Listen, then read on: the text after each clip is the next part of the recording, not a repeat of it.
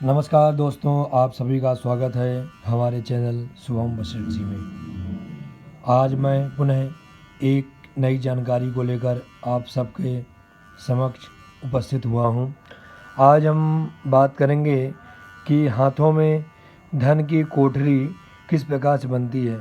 प्रायः हर व्यक्ति के मन में यह प्रश्न उठता है, क्या हमारे हाथों में भी धन की कोठरी बनी हुई है? हम भी अपने जीवन में धन का संग्रह कर पाएंगे, धन कमा पाएंगे कि नहीं? ये सब आज हम इस वीडियो के माध्यम से जानेंगे कि हाथों में ऐसा कौन सा योग बनता है जिसके माध्यम से हम बहुत धनवान होते हैं, बहुत सम्मान प्राप्त करते हैं।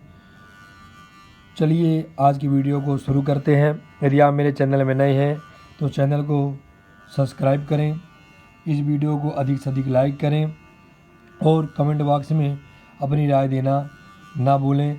हर हर महादेव। चलिए सबसे पहले मैं आपको बताऊं कि जब हमें अपने हाथों में धन की कोठरी को देखना हो कि हमारे हाथ में धन की कोठरी बन रही है कि नहीं, हमारे हाथों में धन का योग है कि नहीं, उसके लिए सबसे पहले हमें भाग्य रेखा को देखना पड़ता है। भाग्य रेखा जो मध्यमा अंगुली होती है उसके नीचे जो रेखा पहुँचती है उसे भाग्य रेखा कहते हैं। जैसे हमारे हाथों में इस प्रकार से भाग्य रेखा बनी हो और एक हमारे हाथों में बुध पर्वत से जो सबसे छोटी अंगुली होती है कनिष्ठिका, उससे एक रेखा चलकर आकर भाग्य रेखा में मिल जाए या भाग्य रेखा को क्रॉस कर जाए, जिसका फल एक ही प्रकार का होता है। और हमारी जो हृदय रेखा है वह स्पष्ट रूप से इस तरह से होनी चाहिए। ये तीन रेखाओं के योग से एक साथ मिलने से धन की कोठरी बनती है, जिसे हम त्रिभुज कहते हैं। यहाँ पर आप देख रहे होंगे स्क्रीन में, देखिए यह रेखा जो है जिसे स्वास्थ्य रेखा कहते हैं और बुध रेखा भी इसे कहेंगे क्योंकि बुध पर्वत से आ रही है। और यह जो भाग्य रेखा है इसे ही शनि रेखा कहते हैं क्योंकि शनि पर्वत के नीचे तक पहुंच रही है। और यह हृदय रेखा है, हृदय रेखा को ही बुद्धि रेखा कहते हैं। यहाँ पर हम इसे बुद्धि रेखा इसलिए कहेंगे क्योंकि यहाँ पर हम धन का, व्यापार का, रहस्य का, गुप्त विद्याओं का विचार करने जा रहे हैं, इसलिए इसे हम स्वास्थ्य रेखा न कहकर बुद्ध रेखा ही कहेंगे। इसे प्रायः कई बार स्वास्थ्य रेखा भी कहा जाता है, लेकिन यहाँ पर हम इसे बुद्ध रेखा ही कहेंगे। तो आप देख रहे होंगे यहाँ पर एक बड़ा सा त्रिभुज बन रहा है। ये त्रिभुज ही धन की कोठरी कही जाती है। हम जिसे लोक भाषा में, अपनी भाषाओं में धन की कोठरी कहते हुए यह त्रिभुज है। यदि हमारे हाथों में त्रिभुज बने तो ऐसा व्यक्ति निस्संदेह बहुत ही ज़्यादा धनवान होता है, धनी होता है। आप यह प्रायः कई वीडियो में यह सुने होंगे कि यदि हाथों में त्रिभुज बन रहा हो, धन की कोठरी बन रही हो इस प्रकार से, तो ऐसा व्यक्ति धनवान होता है। लेकिन इसमें कुछ और भी गंभीर रहस्य हैं जिसे मैं आपको इस वीडियो के माध्यम से बताऊंगा। आप लगातार मेरे साथ बने रहें। देखिए, धनवान होने के लिए मात्र एक भाग्य रेखा ही काफ़ी है। हमारे हथेली के निचले भाग से भाग्य रेखा प्रारंभ हो और वह जाकर शनि पर्वत तक जाए तो ऐसी भाग्य रेखा भी व्यक्ति को धनवान बना सकती है।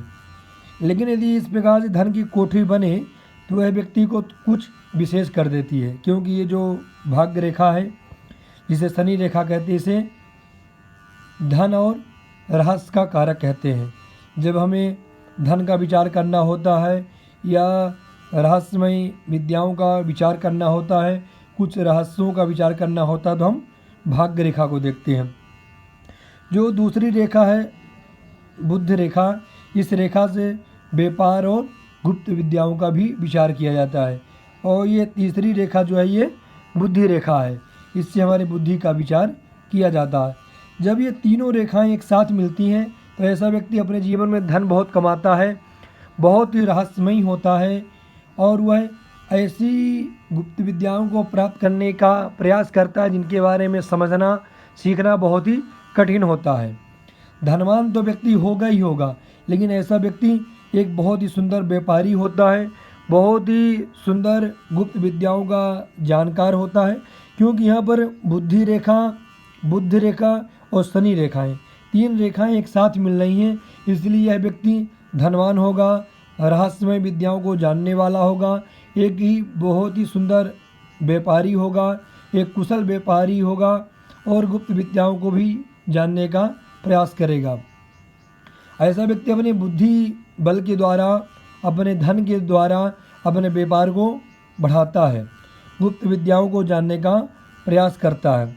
मान लीजिए यदि यह रेखा जो है ये पूरी न होकर मात्र यहाँ तक ही हो, यहाँ से प्रारंभ होकर मात्र यहाँ तक ही गई हो, तो ऐसे योग में भी व्यक्ति को कई प्रकार का धन का लाभ प्राप्त होता है।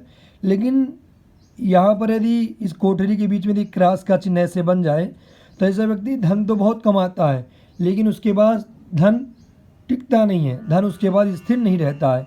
यदि इसी धन की कोठरी में लगातार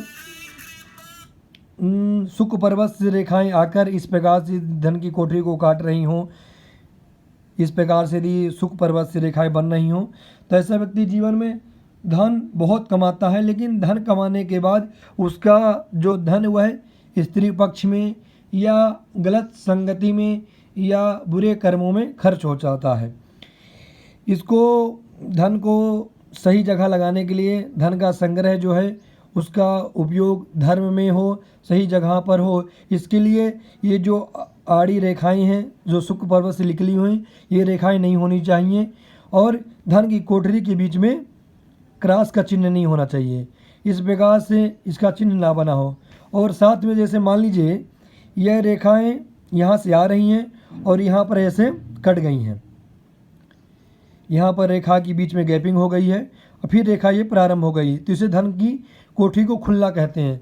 और आपको ये पता है कि यदि तिजोरी खुली हुई है, धन की कोठरी खुली हुई है, तो ऐसा व्यक्ति धन तो बहुत कमाता है, लेकिन उसी प्रकार से उसका खर्च होता रहता है, उसके पास वह धन स्थिर नहीं रहता है। इसी प्रकार की वीडियो को जानने के लिए, इसी प्रकार की हस्तरेखा की नई नई बातों को जानने के लिए आप हमारे चैनल को सब्सक्राइब करें और बेल आइकन का बटन दबाएं, जिससे आपको नोटिफिकेशन वीडियो आने के तुरंत बाद प्राप्त हो सके। हर हर महादेव, नमस्कार।